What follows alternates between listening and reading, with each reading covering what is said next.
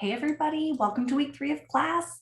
This week we are focusing on the historical perspectives of addiction. So we're gonna do, in this video, I'm just gonna provide an overview. What are we doing this week? And let you kind of get on with engaging in the content. So we're still in module 1. This is the last week of module 1.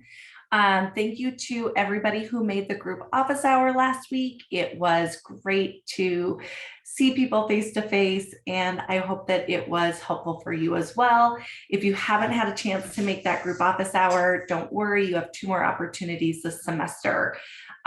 Just a note on that group office hour, you're required to make one of those three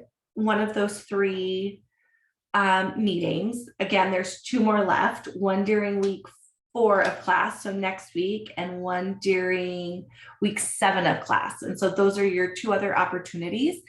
So you're required to make one of those. You can come to all of them. If you ever also need a one-on-one group hour, like a one-on-one office hour, reach out to me and let me know. The one-on-one office hour doesn't substitute for the assignment, but I am always happy to meet with you individually as well. So please know that just because I have these 3 group times scheduled doesn't mean that I am unwilling to meet with students outside of that. So let's jump right in and see our week 3 overview. All right, so let's check out our learning objectives.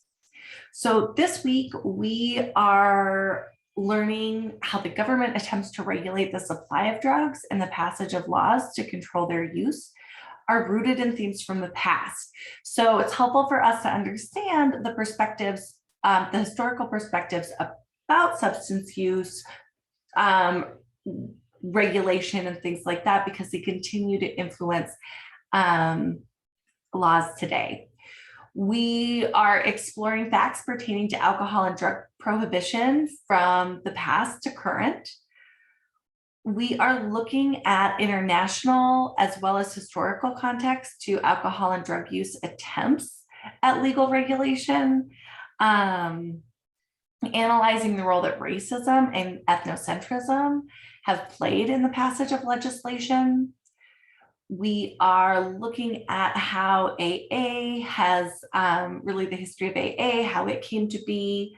And I think sometimes AA can be contentious for people. And I think that AA has been helpful for millions of people. And there are millions of people who have made changes to their substance use without it.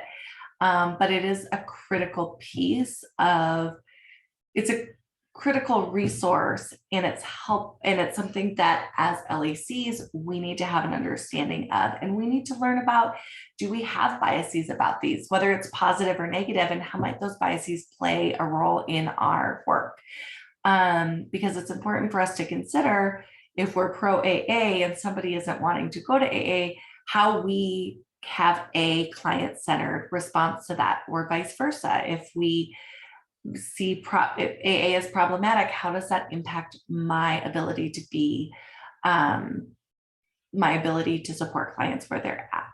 So I think it's important for us to look at those kind of biases and how those judgments might impact our practice. So we're going to look at AA in a little more detail. We are going to look at the history of substance use treatment. So from experimental beginnings in Minnesota, you'll learn about the Minnesota model, to some of the more scientifically based approaches that we generally use more today. This bullet point, helping readers realize how far we have come on the road from harsh confrontation to an acceptance of harm reduction, a journey that is as yet still incomplete. It is still incomplete. There are lots of options today, and I think that that's one of the big changes, and the way that we view substance use disorders are very different. The way that we treat it is still very, is different. And looking at the present looking at the historic context for the modern day war on drugs. So looking at, again, if we go back to that, that first bullet point on how themes from our past continue to influence our legislation and laws, really history, that history and that historical context is still very present. So let's look at our content for this week. So not a ton of extra content for this week. So you're going to read chapter 2 in your textbook. There's a research paper on shaping prohibition, and I think it just provides some interesting additional historical context.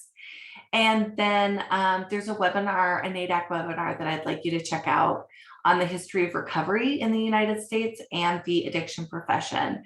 So providing some good, just general foundational information and historical context for us to build upon as we continue throughout the semester. So read through that content this week, and let's check out what our next steps are. So on this page, so this week we are reading the required course materials that we just went over. You will participate in a discussion forum and you'll take the Module 1 exam. So the Module 1 exam is, I will post a video about that. There'll be a video posted below on this screen about how to do the discussion forum and how to take the exam. So you'll see those videos here. And then next week we start Module 2, and we are going to be looking at the biology of addiction. So, oh, I'm sorry. Next week, yeah, we're looking at the biology of addiction. So earlier in this module, we learned more about what the biopsychosocial spiritual approaches, what that means. And so we're going to break that up. And next week, we're going to start looking at the biology of addiction. So I will be looking at substance misuse dependence, the body. We've got some resources about the brain. There'll be a discussion forum. And like I said earlier, we will have that group hour. So that'll be your second of 3 opportunities to attend the group hour. So as always, head on over to the homepage if you have questions. And I am looking forward to seeing how we engage in the content this week. All right. Thanks, everybody.